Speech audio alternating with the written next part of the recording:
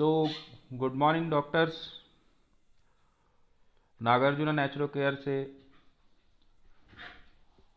मैं विक्रम सिंह लाहौरी आप सभी को नमस्कार करता हूं। और सबसे बड़ी चीज़ जो अभी चल रही है हम लोगों के बीच में, क्रिएटिनिन हाई क्रिएटिनिन लेवल का काफ़ी आप लोगों ने देखा कि अभी बहुत माहौल चल रहा है, बहुत से मरीज आ रहे हैं और तरह तरह के लोग ट्रीटमेंट कर रहे हैं। लेकिन सबसे ज़्यादा गलती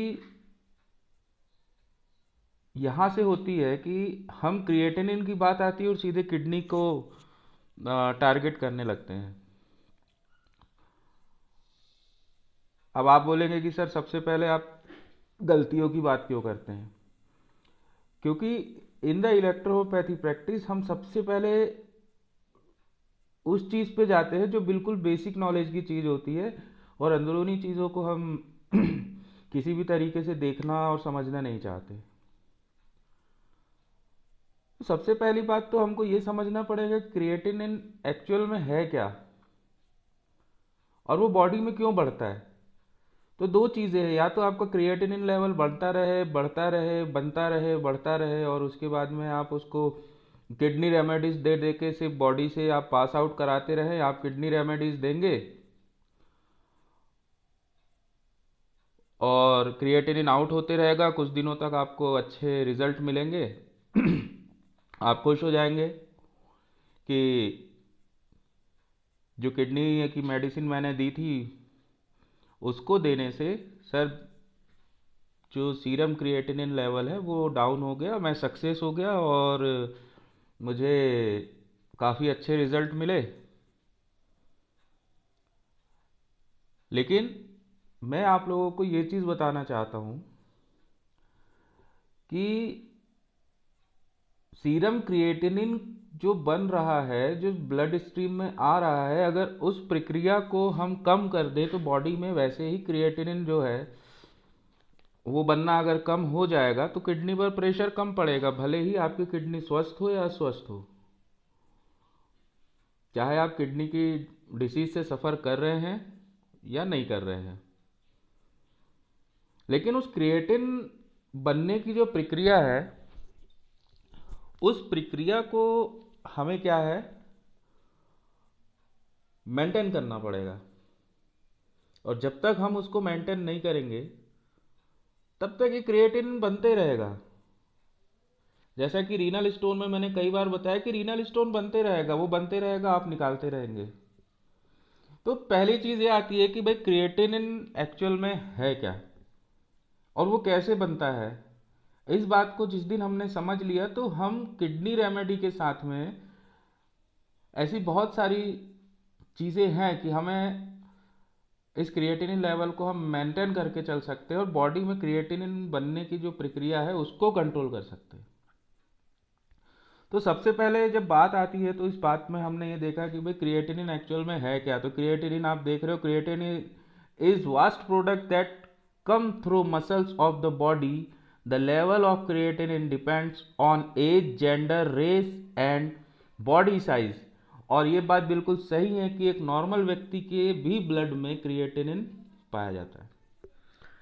तो क्रिएटिनिन क्या है? क्रिएटिनिन एक जो आपकी बायोलॉजिकल मस्कुलर एक्टिविटीज़ हो रही हैं, जो आप मेटाबॉलिक कैटाबॉलिक जो क्रियाएं आपकी बॉडी के अंदर हो रही हैं, उसके निकलने वाला मस्कुलर एक्टिविटीज से निकलने वाला एक वास्ट प्रोडक्ट है। वो क्या है? वो क्रिएटिनिन है। अब इसमें पहला टारगेट ही आपके पास ये आ जाता है कि अगर हम मस्कुलर रिलैक्सेशन के ऊपर ज़्यादा ध्यान दें, और दूसरी चीज़ आती है मेटाबॉलिज्म, प्रोटीन मेटाबॉलिज्म। तो जितना इनटेक हम प्रोटीन का कर रहे हैं, अगर वो सही तरीके से मेटाबॉलिज्म उसका हो जाता है और उसके बाद में फिर क्या होता है कि हम जो मस्कुलर एक्टिविटीज़ कर रहे हैं, जैसे कोई बहुत ज़्यादा एक्सरसाइज कर रहा है लेकिन वो पानी पे ध्यान नहीं दे रहा है, वो पानी ज़्यादा नहीं पी रहा है, और उसके साथ में क्या है कि ये क्रिएटिनिन बॉडी के अंदर बनते जा रहा है और बाय थ्रू द किडनी ये बाहर नहीं हो पा रहा है। तो इस कारण से भी आपका क्या है कि सीरम क्रिएटिनिन लेवल बढ़ जाएगा। तो सिर्फ किडनी ही एक फैक्टर नहीं है सीरम क्रिएटिनिन को मेंटेन और मैनेज करने के लिए। सीरम क्रिएटिनिन को मैनेज करने के लिए आपको अपनी जो एटीपी और एडीपी, एडिनो डाइफास्फेट और एडिनो ट्राइफास्फेट जो होता है, जिसमें कि आपको पता है कि एटीपी जो है वो मस्कुलर बूस्टर है, मतलब आपका बॉडी का बूस्ट करने वाला है। जितना ज़्यादा आप उसको एटीपी को वो जलेगा, जितना ज़्यादा एटीपी जलेगा, जितनी ज़्यादा वो मसल्स वर्क करेगी, उतना ज़्यादा क्रिएटिनिन आपकी बॉडी में बनता रहेगा। तो मेन बात यहाँ पे आती है कि हमारी किडनी कितनी अच्छी है या वो कितना अच्छा वर्क कर रही है। तो क्रिएटिनिन एक लेवल नहीं है, क्रिएटिनिन एक चीज़ नहीं है कि सिर्फ उसके आधार पे हम ये बोल सकते हैं कि हमारी किडनी सही वर्क नहीं कर रही है।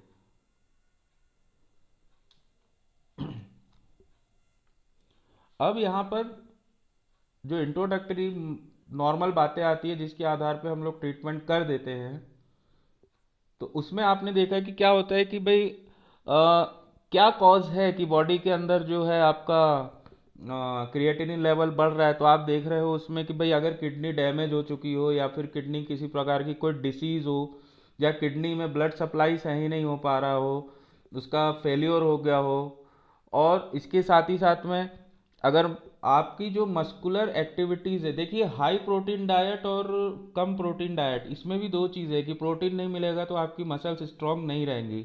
और ख़ासकर जो बड़ी एजेस होती है उस एज में ये कंडीशन आने लगती है कि मस्कुलर डैमेज होता है, और इस स्थिति में क्या होता है जो मसल्स होती है वो ख़राब होकर टूट जाती हैं और टूटने लगती हैं। और वो धीरे धीरे क्या होता है कि वो उसके जो मसल्स टिश्यू है वो आके क्या होते हैं ब्लड स्ट्रीम के अंदर आ जाते हैं, और उसके कारण भी आपका जो क्रिएटिनिन लेवल है वो हाई दिखाने लगता है। फिर दूसरी चीज़ आती है कि प्रोटीन की हाई डाइट आप जब लेते हैं और उतना मेटाबॉलिज्म वो प्रोटीन का नहीं हो पाता, प्रोटीन का उतना मेटाबॉलिज्म नहीं हो पाता है, तो भी वो क्या होता है कि आपकी ब्लड स्ट्रीम में आ जाता है। तो आप ये देखते हैं कि प्रोटीन का जब मेटाबॉलिज्म तरीके से नहीं हो पाता है तब भी वो क्या कर रहा है कि आपकी जो ब्लड स्ट्रीम है उसमें वो आ जा रहा है और क्रिएटिनिन लेवल बढ़ जा रहा है। दूसरी बात ये आती है कि एक डिसीज़ है हाइपोथायराइडिज्म, जिसमें किडनी सबसे ज़्यादा किडनी पे इफेक्ट होता है, और इसके कारण क्या होता है कि हाइपोथायराइडिज्म किडनी के वर्क को घटा सकता है।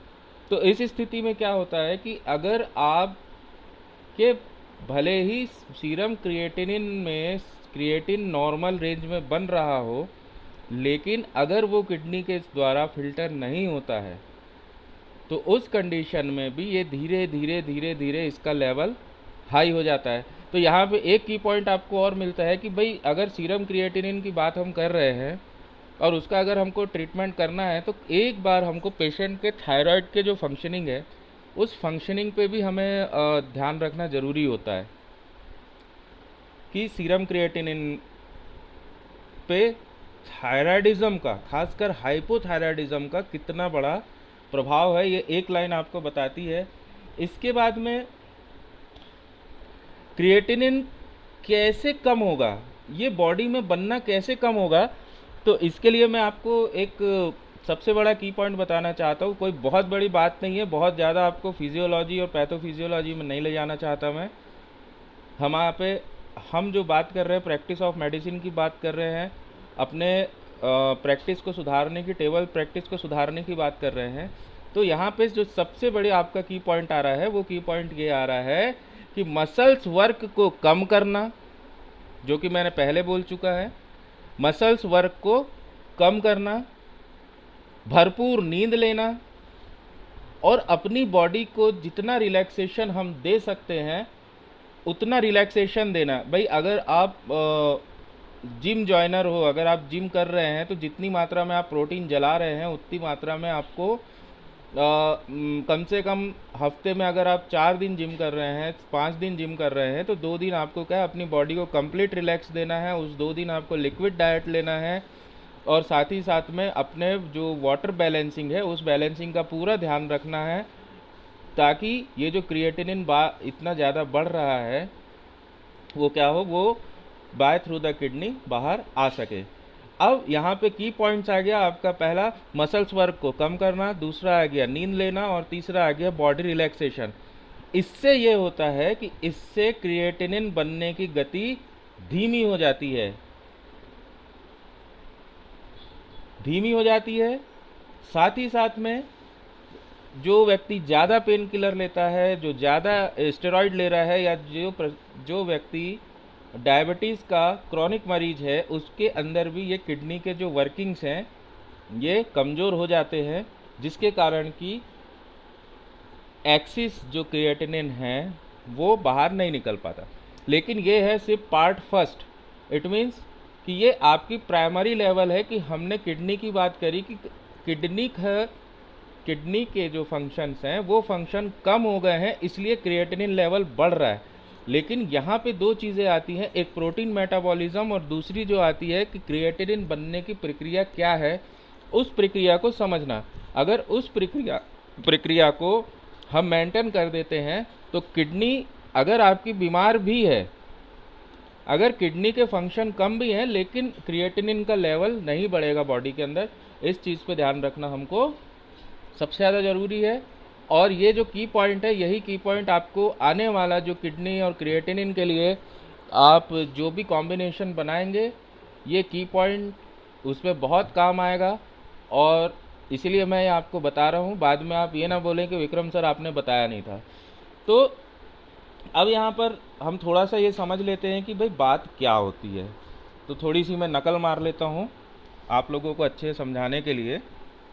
तो यहाँ पे हमारे पास जो 4 पॉइंट है, उन 4 पॉइंट को हम सबसे पहले समझना चाहते हैं, जो कि नोट्स मैंने बनाए हैं, और मैं कोशिश कर रहा हूँ कि अच्छे से अच्छे नोट्स आप तक पहुँचा सकूँ। और आप भी अपना पेन और डायरी लेकर एक अच्छे नोट्स, अगर आपको ये वीडियो लगता है कि ये आपकी प्रैक्टिस को संभाल सकता है और संवार सकता है, आपको अच्छा कर सकता है, तो आप ज़रूर इसको लेके बैठे। तो सबसे पहली चीज़ मैंने आपको ये बताया था कि भाई जो क्रिएटिनिन होता है वो सबके ब्लड में पाया जाता है, और ये एक वास्ट प्रोडक्ट है जो कि मसल्स बायोलॉजिकल जो वर्क होते हैं इससे ये बनता है। अब दूसरी बात ये आती है कि सिर्फ क्रिएटिनिन लेवल को देख के हम ये बिल्कुल भी डिसाइड नहीं कर सकते कि किडनी डैमेज है। तो इसके लिए मैं आपको 4 लाइनें बोलता हूँ, उसको आप बिल्कुल अपने डायरी में नोट डाउन करके रख लीजिएगा कि कितना ज़्यादा क्रिएटिनिन आपके ब्लड में है। How much creatinine is in your blood is not the best way to check your kidneys health। आपकी बॉडी का क्रिएटिनिन लेवल कितना है ये किडनी को और उसकी हेल्थ को चेक करने का बिल्कुल सही साधन नहीं है, क्योंकि kidney health level of creatinine is affected by age, gender and body size. 50-100 kilo का आदमी, 50 किलो का आदमी है, उसका क्रिएटिनिन जो बन रहा है वो अलग होगा, उसका लेवल अलग होगा। 100-150 किलो का जो व्यक्ति है उसका अलग होगा। स्त्रियों में क्रिएटिनिन लेवल कम होता है पुरुषों की अपेक्षा, क्योंकि पुरुष जो होते हैं उनका जो मस्कुलर वर्क वो ज़्यादा करते हैं। और दूसरी चीज़, जो व्यक्ति ब्रेन का ज़्यादा यूज़ करता है, जो व्यक्ति बैठे हुए काम करता है, जो एजुकेशन से जुड़ा हुआ है, या जो किसी प्रकार की टीचिंग से जुड़ा हुआ है, या वो बहुत ज़्यादा स्टडी करता है, उस समय भी आपका ब्रेन जो प्रोटीन को यूज़ कर रहा है उस प्रक्रिया में भी आपका जो है क्रिएटिनिन लेवल बढ़ जाता है। इसलिए ये कहा गया है कि कम से कम 8 से 9 घंटे की अगर आप नींद परमानेंटली आप अच्छी नींद लेते हैं तो आपकी बॉडी में जो क्रिएटिनिन बनने की प्रक्रिया है वो बहुत ज़्यादा कम हो जाती है और उसे आसानी से मेंटेन किया जा सकता है। तो यहाँ पे बात आती है कि अगर जैसे किसी कोई पेशेंट आ गया हमारे पास और उसको आपने बोल दिया कि यार इसका क्रिएटिनिन लेवल बढ़ा हुआ है, यानी किडनी ख़राब हो सकती है, तो ये बात बिल्कुल गलत है। हमें उस प्रक्रिया को रोकना है, ना कि किडनी के ऊपर डिपेंडेंसी हमको रख के और उस पेशेंट का ट्रीटमेंट करना है। और आधे डॉक्टर लगभग यहीं पर फेल हो जाते हैं। आधों को एक दो रिज़ल्ट आते हैं और उसके बाद में फिर वो रिज़ल्ट आना बंद हो जाते हैं। तो अगर हमें किडनी की सही जानकारी लेना है तो हमें उसका जो सबसे बड़ा है ग्लैमेरुलर फिल्ट्रेशन रेट, इसके ऊपर हमें ध्यान देना है, जो कि आप देखेंगे 60 जो है उसको अच्छा माना गया है। और सबसे बड़ी चीज़, इससे भी अगर हम आगे जाके बात करें तो यहाँ पे the best way is go to ACR, albumin to creatinine ratio. ACR, albumin to creatinine ratio. अब ये क्या है? ACR shows how much albumin in your urine। अब आपको ये पता है कि एल्ब्यूमिन भी एक प्रकार का प्रोटीन ही है, ठीक है। तो वो ये बताता है ACR कि आपके यूरिन में कितना एल्ब्यूमिन है। Normal amount of the albumin is less than 30 mg पर gram. Anything about 30 mg per gram may mean you have kidney disease even if your GFR number is above 60। अगर आपकी urine में albumin level 30 mg पर ग्राम से नीचे है या 30 mg पर ग्राम तक भी है तो भले ही क्रिएटिनिन लेवल हाई होगा, लेकिन आपकी किडनी स्वस्थ है और इस जगह पे आपको किसी भी तरीके से किडनी की मेडिसिन यूज़ करने की आवश्यकता नहीं है। ये बात आप लोगों को अपने की पॉइंट में बना के रखना है और इस चीज़ को हमेशा ध्यान में रखना है। This test is also used to look at how likely it is that a person's kidney disease will get worse। तो ये ACR का जो टेस्ट है ये आपको ये बताता है कि भाई अगर किसी पेशेंट को किडनी की डिसीज़ है तो वो और कितनी बुरी कंडीशन में हो सकती है। यहाँ पर आप देखते हैं एल्बुमिन का रेट। इसके बाद में this is called rise for progression having high amounts of albumin point to a higher risk. जितना ज़्यादा एल्बुमिन होगा उतना ज़्यादा आपकी किडनी पे हाई रिस्क हो सकता है। अब next point, there is a difference between looking at creatinine in your blood stream called serum creatinine and looking at creatinine in your urine called creatinine clearance. ये दोनों चीज़ें अलग है। हम सिर्फ क्रिएटिनिन लेवल देख के ये डिसाइड नहीं कर सकते कि हमारी किडनी वर्क कर रही है या नहीं कर रही है। उसके लिए हमें क्या देखना होता है? उसके लिए हमें देखना होता है क्रिएटिनिन क्लियरेंस, जिसका जो टाइम पीरियड होता है वो होता है 24 आवर्स। 24 आवर्स में आप जितनी बार यूरिनेट करते हैं उतनी बार उसमें क्रिएटिनिन लेवल चेक होता है। चेक होने के बाद क्रिएटिनिन जो आउट होता है तो वो कितना एक्सक्रेट कर रहा है क्रिएटिनिन को, उसकी स्टडी करने के बाद ये बताया जाता है कि भाई आपकी किडनी सही वर्क कर रही है या नहीं कर रही है। तो मैं अभी भी आपको ये बोलना चाहता हूँ कि अगर आप क्रिएटिनिन की बात करते हैं तो यहाँ पर भाई आप सिर्फ किडनी के ऊपर डिपेंडेंसी ना रखें। तो क्रिएटिनिन क्लियरेंस को मैंने अभी हिंदी में नॉर्मल बताया, इसमें क्या होता है इसका डिस्क्रिप्शन मैं आपको बता देता हूँ। Creatinine clearance has specified time, usually 24 hours। The result shows how much creatinine has passed through your kidney into your urine। It helps show how well your kidneys are removing the waste product from your body।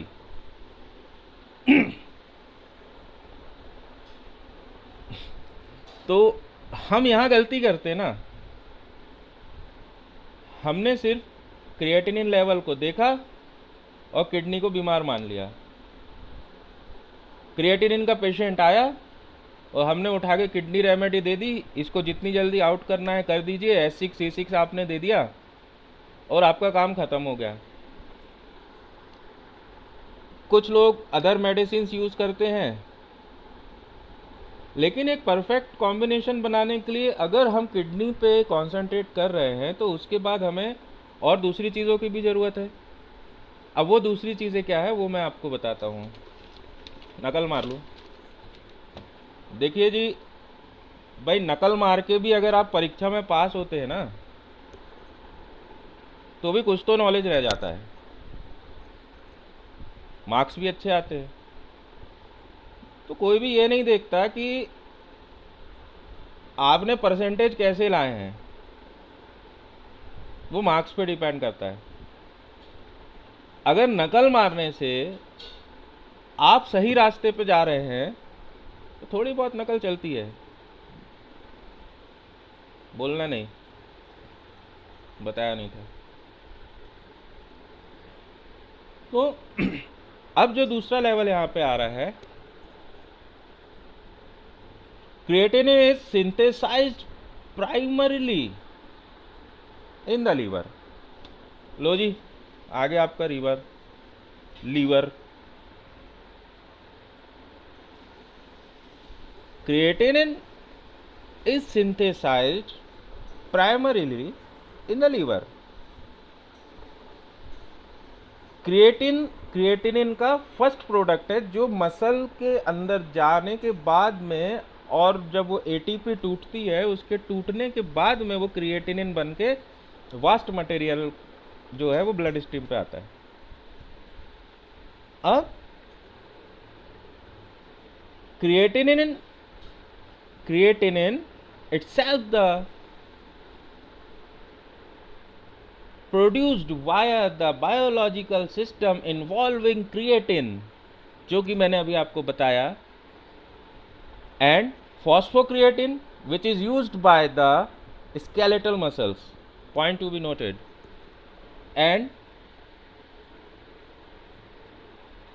a adenosine triphosphate। Adenosine triphosphate क्या है? The body is immediate energy supply. Body को immediately energy supply चाहिए, तो वो ATP टूट टूट के आप अगर 10 किलोमीटर दौड़ना चाहते हैं तो जितनी ज़्यादा एटीपी आपके अंदर होगी उतनी जल्दी आपकी वो जो ऊर्जा है, जो एनर्जी है, वो क्या होगा कि वो उतनी जल्दी आपको पहुंचाएगी और आपको वो पावर मिलते जाएगा। और इसी प्रक्रिया के अंदर में जितनी जल्दी आप पावर लेते जाएंगे उतनी जल्दी आपकी बॉडी में और उतना ही ज़्यादा क्रिएटिनिन बढ़ते जाएगा। और इसमें सबसे बड़ा रोल जो है वो है आपका लीवर का, और लीवर जितनी भी क्रिएटिन को सिंथेसाइज करते जाएगा, फिर आप वो एटीपी लेते जाएंगे, बाद में क्रिएटिनिन बनते जाएगा।